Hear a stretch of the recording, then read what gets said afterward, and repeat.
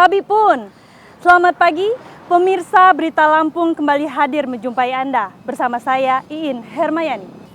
Sejumlah berita aktual dan beberapa informasi menarik lainnya telah kami siapkan untuk Anda. Berikut Berita Lampung pilihan hari ini.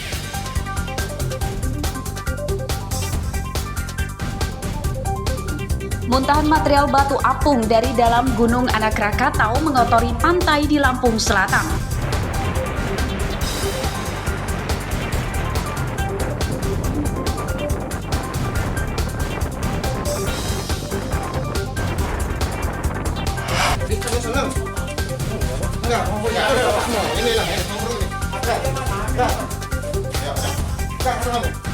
Kawanan pembobol rumah perwira polisi di Bandar Lampung ditembak polisi.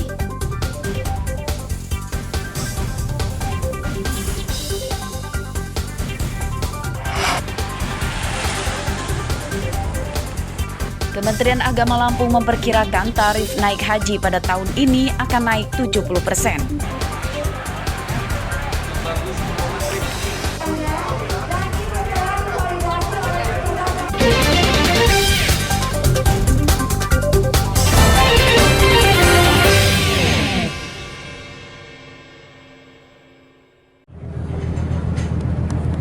Gunung Anak Krakatau di perairan Selat Sunda, Lampung Selatan hingga Rabu siang masih erupsi. Status Gunung Anak Krakatau waspada di level 3. Wisatawan dan nelayan dilarang mendekati Gunung Anak Krakatau dalam radius 5 km. Berdasarkan data pos pantau Desa Hargo Pancuran, Kecamatan Raja Basa, Lampung Selatan, Gunung Anak Krakatau menyemburkan lava pijar pada hari Selasa malam dengan ketinggian sekitar 100-an meter. Saat siang hari, lava pijar itu tidak terlihat. Siang hari, Gunung Anak Krakatau terlihat menyemburkan abu vulkanik setinggi hingga 500 meter dari puncak gunung.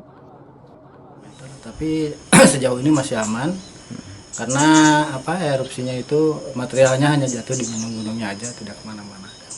Bang, pemicunya ini terjadi letusan ini apa Bang? Apa ada pergerakan lempengan atau seperti apa Bang? Sebenarnya kan kegiatannya masih ada ya. Kita masih ada rekaman tremor harmonik, low frekuensi terutama, yaitu ya ketika energinya udah cukup, dia pasti akan dikeluarkan lagi gitu aja. Erupsi Gunung Anak Krakatau kini berdampak ke sejumlah tempat wisata pantai di Lampung Selatan. Banyak material berupa batu apung dari perut Gunung Anak Krakatau yang keluar dan jatuh ke laut kini menepi ke pantai. Salah satunya di Pantai Kedu, Bakauheni. Puluhan kubik batu apung dari Gunung Anak Krakatau berserakan di Pantai Kedu. Tadi batu apung yang dihasilkan daripada erupsi Gunung Anak Krakatau. Mereka tentunya penyebarannya sampai sini, bahkan di saat tertentu memang erupsinya gede, hampir seluruh badan pantai itu ditutupi oleh batu apung. Tentunya itu sangat mengganggu. Meski ada imbauan warga tidak panik, namun erupsi Gunung Anak Krakatau juga berdampak pada sepinya pengunjung wisata pantai di Lampung Selatan. Para wisatawan itu diduga memilih berwisata ke tempat lain untuk menghindari petaka. Ari Susanto melaporkan dari Lampung Selatan.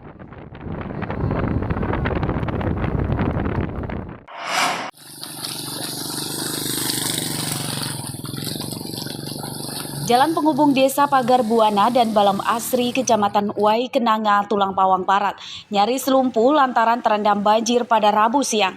Ketinggian air hingga sekitar 10 cm.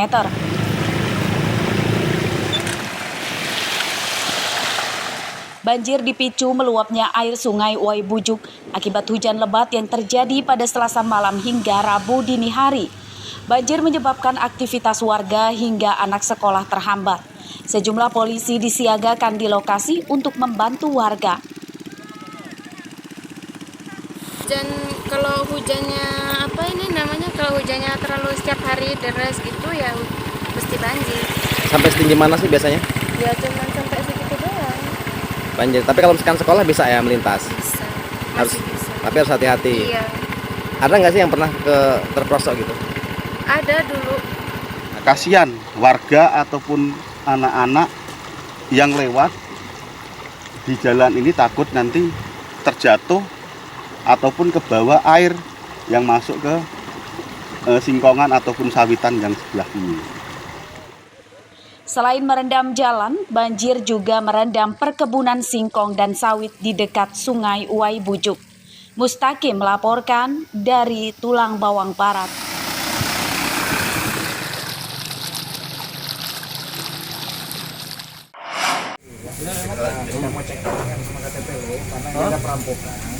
Kawanan pembobol rumah milik perwira polisi Polda Lampung ditangkap polisi. Pertama, polisi menangkap Hanafi, 29 tahun, di sebuah rumah makan di Natar, Lampung Selatan, Selasa malam.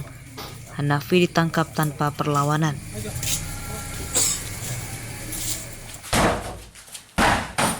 Tersangka kedua bernama Febri Eka Satya ditangkap di rumah kontrakannya di Jati Agung, Lampung Selatan pada Rabu dini hari. Febri awalnya membantah tuduhan polisi dan akhirnya tidak berkutik setelah dipertemukan dengan tersangka Hanafi yang ditangkap lebih awal. Bang Mor. Saat diminta menunjukkan barang hasil curiannya, Hanafi dan Febri justru berusaha kabur. Keduanya kemudian ditembak kakinya. Menurut polisi, Hanafi dan Febri adalah komplotan pencuri rumah kosong kelompok Johar yang lebih dulu ditangkap di Cirebon awal Januari lalu. Dia melakukan pengintaian terhadap rumah-rumah yang dianggap mewah, dianggap barang memiliki rumah-rumah besar.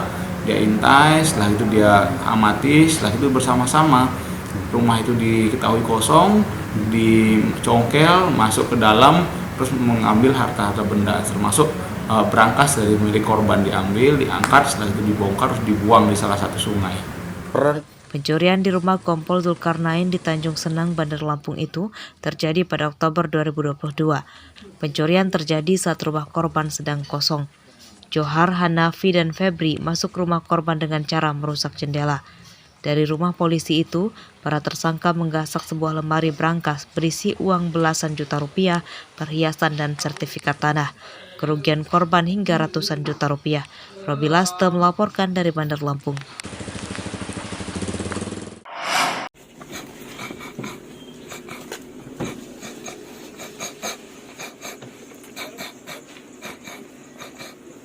Rumah pencuri mobil di Gedung Aji Baru, Tulang Bawang, Rabu siang digerebek polisi. Tersangka bernama Maulana, 26 tahun, ditangkap tanpa melawan.